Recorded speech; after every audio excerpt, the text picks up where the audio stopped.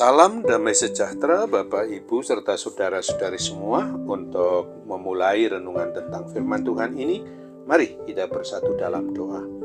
Tuhan Allah Bapa di sorga yang memelihara hati, akal, dan pikiran kami umat manusia, berfirmanlah kepada kami sebab kami bersedia untuk mendengar, dan oleh pertolongan Roh Kudus mampukan kami agar boleh melaksanakan hidup ini sesuai dengan kebenaran firman-Mu itu. Dalam nama Tuhan Yesus kami bermohon kepadamu. Amin. Sebagai nas renungan firman Tuhan pada hari ini diambil dari Hosea 11 ayat 2 yang berbunyi, "Makin kupanggil mereka, makin pergi mereka itu dari hadapanku. Mereka mempersembahkan korban kepada Baal dan membakar korban kepada patung-patung." Sebagai tema yang diangkat dari nas renungan kita ini adalah pahami kasih kesabaran Tuhan Allah yang tak terbatas.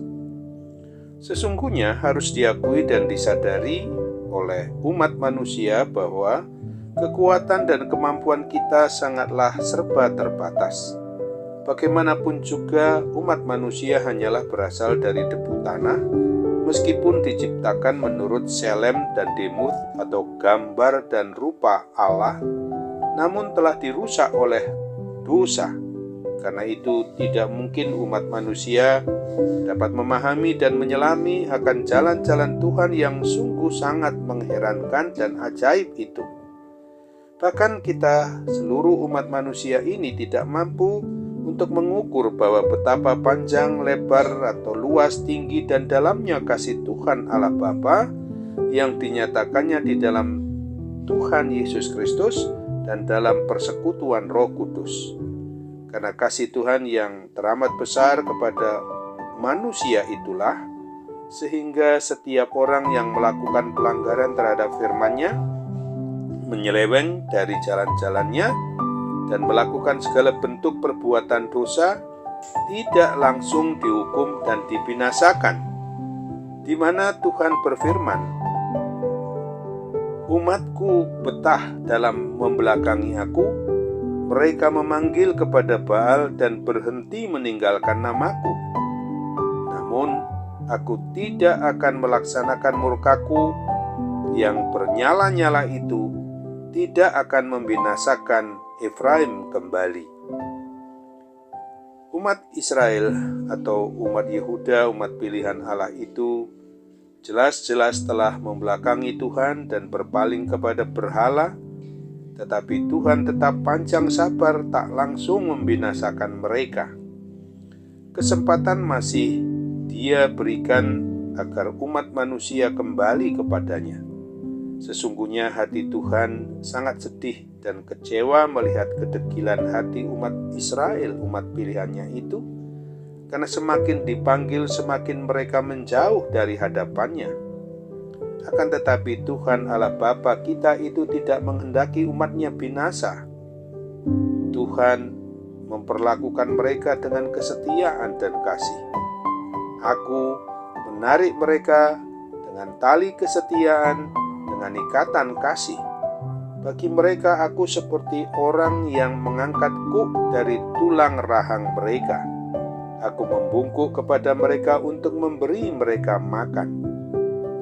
Dari suatu pengalaman umat Israel atau umat Yehuda yang adalah umat pilihan Allah itu, kita dapat mengajarkan dan mengajak diri kita, keluarga kita, untuk menghargai akan betapa besarnya kasih Tuhan Allah Bapa kita kepada umat miliknya ini.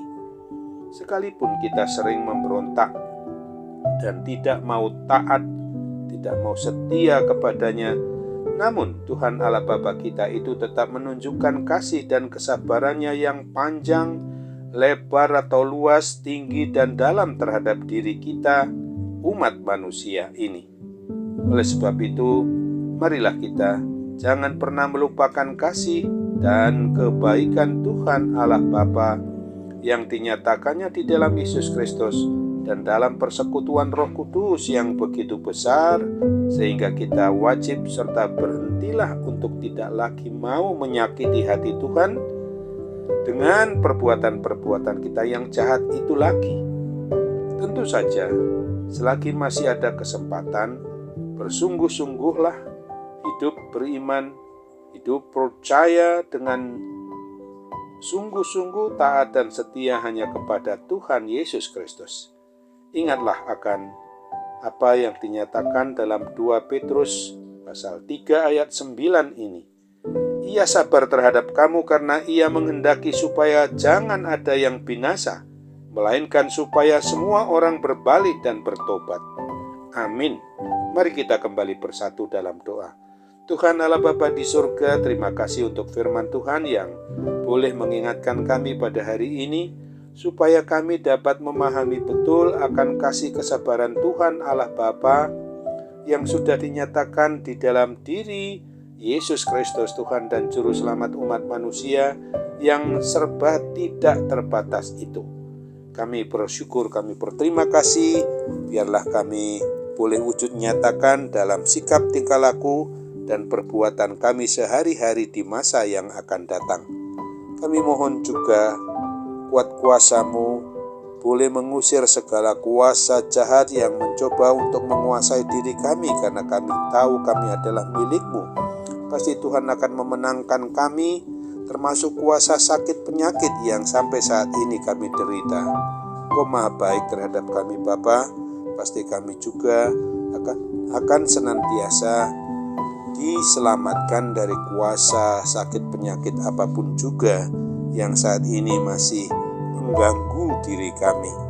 Kami tahu Bapa bahwa dengan cara yang boleh kami lakukan, yaitu memeliharakan apa yang Tuhan anugerahkan, seluruh jasmani maupun juga rohani kami ini, untuk senantiasa mau mengaturnya, memeliharanya menurut kebenaran firman Tuhan saja yang boleh kami renungkan, yang boleh kami juga sekaligus berlakukan dalam hidup ini.